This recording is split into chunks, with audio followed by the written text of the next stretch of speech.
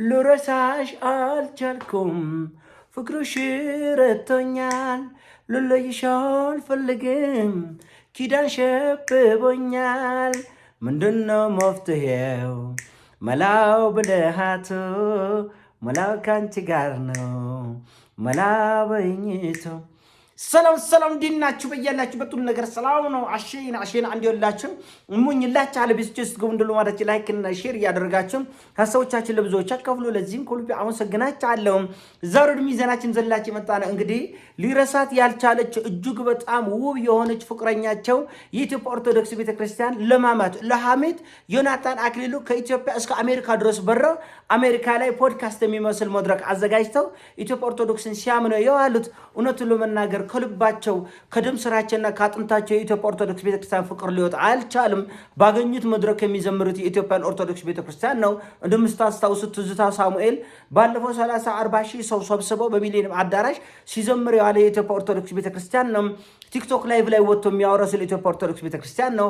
ቃለ መጠይቅ ሲያገኝ እንደዚህ የሚያወራው ስለ ኢትዮጵያ ኦርቶዶክስ ቤተክርስቲያን ነው።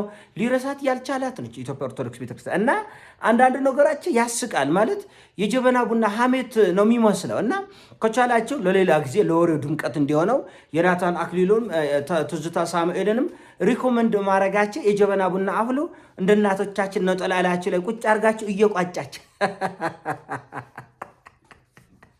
ነጠላ እየቃጫችሁ አቦል በረካ እየጠጣችሁ እስከ 3ኛ ድረስ እጣን ጨስጨስ አድርጉ። ደግሞ እንደዚህ ሐሜት ከጀመራችሁ ወይ ደግሞ ሐሜት ከሆነ ኑሯችሁ ተውትና ሌላውን ተውት፣ ሃይማኖቱን ተውት። እሱ አልሆነም። ቄጠማ ጎዝጎዝ አድርጋችሁ እጣናን ጨስጨስ አድርጋችሁ የቡና ቁርሳችሁን ጎረስ እያደረጋችሁ ከንፈራችሁ እየሞጠጣችሁ ሐሜታውን በደንብ አጧጥፉታ። ይሄ ሃይማኖት አይደለም። እውነቱን ለመናገር ይሄ ሃይማኖታዊ ድርጊት አይደለም። ኡበር የሚሰራ አንድ ቄስ ነበረ። እየቀደሰን እያለ ቅዳሴ አቋርጦ ሄደ። ይሄ ምንድነው? ሐሜት ነው። የሆነ ታቦት እንደዚህ ወጥቶ በዚህ ገብቶ አሁን ይሄ ምንድነው? አሁን ይሄ መንፈሳዊ ትምህርት ነው ምንድነው? እስቲ አስረድኝ። ምንድነው? አሁን ይሄ አሁን ያልኩ ሊቀ ጳጳስ ምን አሉ? ገንዘብ የሚያመጣው ታቦት የቱ ነው እያላችሁ እየጠየቃችሁን ነው አሉ።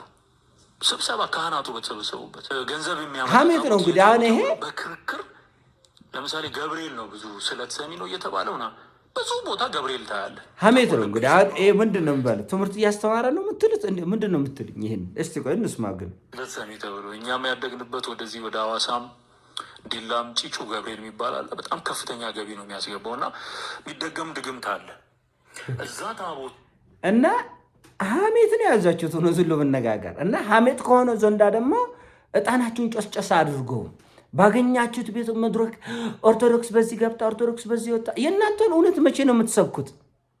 ስለ ራሳችሁ እውነት መቼ ነው የምትሰብኩት? ለራሳችሁን ጊዜ ስጡ። የራሷ ሲያርባት የሰው ታማስላለች። አራረረ የራሳችሁ ላይ ስራ ስሩ። ግማሽ ወጥቶ ህዝብ ይሳደባል። ሶላሌ እንደዚህ ነው፣ ጎጃም እንደዚህ ነው፣ አምቦ እንደዚህ ነው፣ ባህር ዳር እንደዚህ ነው። ህዝብ ማንቋሸሽ፣ ማዋረድ አልተሳካላቸውም። ህዝብን ማስታረቅ፣ ዘረኝነትን ማጥፋት፣ ዝሙትን ማጥፋት፣ ህዝቡን ወደ ሰላም፣ ወደ ፍቅር፣ ወደ ቅድስና መመለስ፣ ማቀራረብ አልተሳካላቸውም። አብዛኛው በሁሉም ሃይማኖት ያላቸው የሃይማኖት ሰው ነው የምትሉት የራሳቸው ኮርስ ከመምላት በስተቀር አልተሳካላቸውም። እውነታው ይሄ ነው።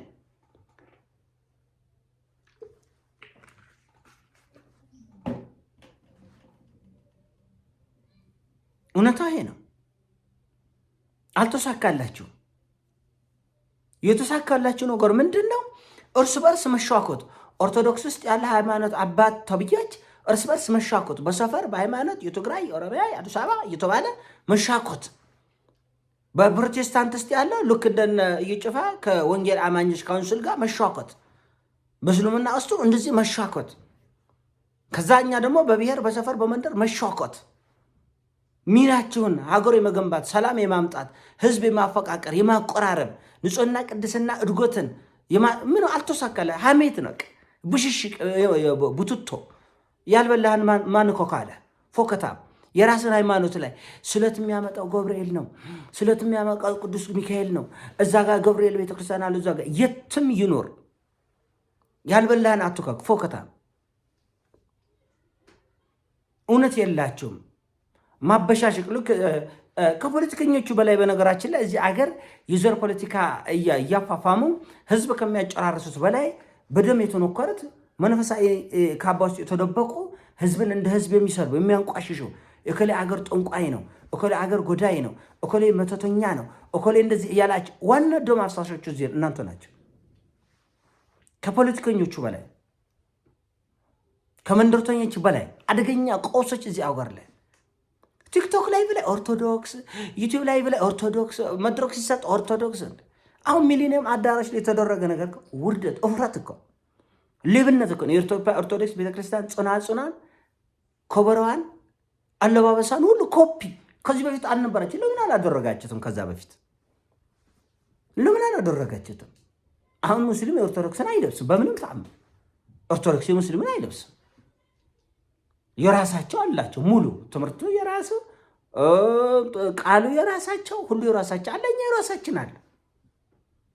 መቆላወጥ በቃ መቆላወጥ አትቆላወጥ። የራስ ላይ ትኩረት አድርግ። አታንቋሽሽ የሌላን። አሁን አንዳንዶቻቸው ስንናቅ በነገራችን ላይ እከሌ ፕሮቴስታንት ሲናገሩ የት ነበርክ? መልስ ስጣ። ራስ ግዴታ አለብኝ እንዴ? ግዴታ ራሴን ሰልፍ ዲፌንስ ራሴን መከላከል መብት አለ። ራሴን ስከላከል ለእኔም ተከላከልልኝ አትበል። እኔ አሁን እዚህ ውስጥ የተናገርኩት አንድ ቃል ቪዲዮ ነው፣ ያስጠይቃል። በህግ አይደለም ካለ የሚያስጠይቀኝ ካለ በህግ ይጠይቀኛል። እኔም ደግሞ በመረጃ ማስረጃ ጠይቃለሁ። አታንጓጥጥ። እኔ የተናገርኩት ግለሰቦች ነው፣ ሀሜተኞች ናቸው። ለምን ጀበና ቡና ይዛቸው ነጠላት ቋጮም አልኩት። ምን ያመጣል? ይሄው ተናገር ይክሰሰኝ እስቲ። ኖረኞች ናቸው። የሌላን ሃይማኖት ማንቋሸሽ አትችልም። 4 ነጥብ። በፍጹም እሳት ልባችን ውስጥ እየከተታች ነው፣ እየጠነከራችን ነው። በነገራችን ከምታስቡት በላይ ብዙ ኦርቶዶክሳን በርግጥ ቤተክርስቲያን ያስናቀ እኛ ነን እያበድን በተራ መንደር በህፃናት የጮቅላዎች ህይወት ላይ የለም እኮ ቤተክርስቲያን ያስናቀን እኛ ነን። አባቶቻችን የሚናገር ጠፍቶ ማንን ይፈራል? ማንን? ሰላሌን ሰመኔ የተናገረን አላያቸው? ጠንቋይ ብለው ሲናገር ትንሹ ትልቁ በገጠር በከተማ ያለ እያንዳንዱ አገሬን ምድሬን እንዴት ብሎ ተነሳ እንደ ንብ። ይሄ አያ እንዴት ለእምነቱ ይሄን ያህል የሚቆረቆር ኦርቶዶክሳዊ ወጣት አለ ወይ? የለም። ኦርቶዶክሳዊ ሃይማኖት አባቶች አለ ወይ? የለም። ለምን? ይሄ ተገቢ አይደለም ብሎ ሐሳብን በሐሳብ መሞገት ጸባ አይደለም፣ ጭቅጭቅ አይደለም፣ ክርክር አይደለም። ሐሳብን በሐሳብ መሞገት ጥላቻ አይደለም። ጥላቻ ለምን እጠላለሁ? አንድ ሰው ሁለት ሰው ጋጦጦች ባደረጉት ነገር ሌላውን አልጠላም። ነገር ግን እኛ ከሞቱንና ከበሰበሰን የፈለገው ሰው እላችን ላይ የፈለገውን ማረስ ይችላል። ባለቤቱ የናቀውን አሞሌ ባለ ዕዳ አይቀበለውም። ስለዚህ ለምን እንዴ ትዝታው ሁኔታው ቢመቻችለት ልብስ አስልቆ ይገርፈናል። ቢገርፈውም ይቆጣ ኦርቶዶክስ አይደል? እሺ የኔ ጌታ ነው የምንለው። ለምን ታቦትን የማንቋሸሽ ኦርቶዶክስን የማንቋሸሽ ስርዓትን የማንቋሸሽ መብት የለውም። አንድ ተራ ውርጋጥ ነው በቃ። ኢትዮጵያ ኦርቶዶክስ ቤተክርስቲያን ውስጥ በሚያገለግሉበት ጊዜ ሴቶችን ይደፈር ነበረ፣ ዝሙት ይፈጽም ነበረ። ከቤተክርስቲያኗ ስርዓቷ ውጭ ነው ይሄ። ለምሳሌ እንኳን ሌላውን ነገር ተውና ካህን ቄስ፣ ቤተክርስቲያን የሚያገለግል ቄስ ሚስቱ ከሞተች አያገለግልም። ሌላ ሴት ካገባ ማለት ስርዓተ ቤተክርስቲያን ነው ይሄ። ሌላ ሴት ማግባት አይችልም። ካህን ሚስቱ አንድ ብቻ ነች፣ አንድ ብቻ። ይሄ በጣም የሚያስደንቅ ልዩ ስርዓት ነው። አንድ ብቻ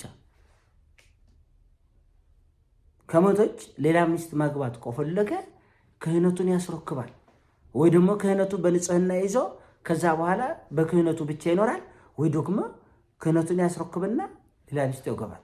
ይሄ አሁን እነ ትዝታ የሚሉት እነ በጋሻ የሚሉት ምንድን ነው?